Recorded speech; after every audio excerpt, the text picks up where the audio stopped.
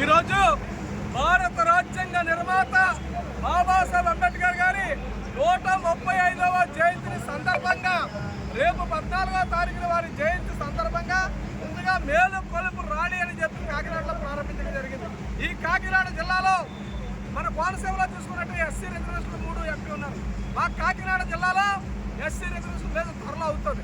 కానీ అప్పటి వరకు కూడా ఈ కాకినాడ నియోజకవర్గంలో 7 పార్లమెంట్లో కూడా ఉన్నా లేకపోయినా మా సిటీ శాసనసభ్యులు వనమాడి కొండబాబు గారి ఆధ్వర్యంలో ఎస్సీ బీసీ మైనార్టీలందరికీ కూడా సమన్వయం నడిపిస్తూ మమ్మల్ని ప్రోత్సహిస్తూ తెలుగుదేశం పార్టీ ఉన్నతమైన స్థాయిలో మా ఎస్సీ సోదరులందరికీ కూడా ఉన్నతమైన స్థానాలు కల్పించి గౌరవించినటువంటి వ్యక్తి కొండబాబు గారి ఆధ్వర్యంలో కాకినాడలో ఈ యొక్క భారీ ర్యాలీ నిర్వహించడానికి అనేకమైనటువంటి ఏర్పాట్లు చేయడం జరిగింది. ఏదేమైనా అంబేద్కర్ విగ్రహాలు కాకినాడలో ఒక 50 ఉంటాయి. రేచిలపేటకో అచ్యుతాపురంకో బ్యాంకుపేటకో పరిమితమైపోయి ఆ 14వ తారీఖున అక్కడే చేసుకోవడం జరుగుతుంది. కానీ నాకు ఒక ఆలోచన వచ్చింది.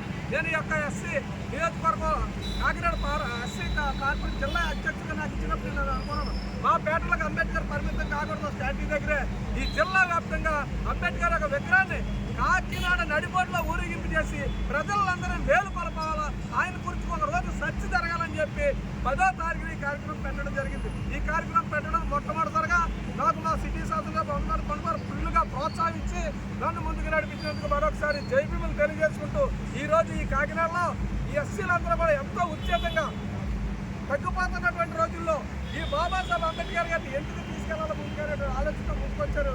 ఈ కార్యక్రమం నన్ను పోషిస్తూ కాకినాడ మా ఊరిలో ఉన్న ఇక్కడ కథమశెట్టి ప్రభాకర్ బాబీ కానీ మా అమలాపురం ఎమ్మెల్యే హైదరాబాద్ ఆనందరావు గారు కానీ నాకు ముందుండి అన్ని విధాల సాయి సాగర్లు అందించి ఈ కార్యక్రమం విజయవంతం చేయడం మరి ముఖ్యంగా 2005 నుంచి కూడా ఒక చిన్న కార్యకర్తగా నన్ను ఈరోజు ఆంధ్రప్రదేశ్ డైరెక్టర్గా తీసుకొచ్చినట్టు మరొకసారి మా కొండబాబు గారికి అందరి తరఫున ధన్యవాదాలు తెలియజేసుకుంటూ నేను ఊపిరినంతకాలం ఏప్రిల్ 10వ తారీఖున చాలా కష్టం, ఒక్కటి చేయడం అంటే చాలా కష్టం.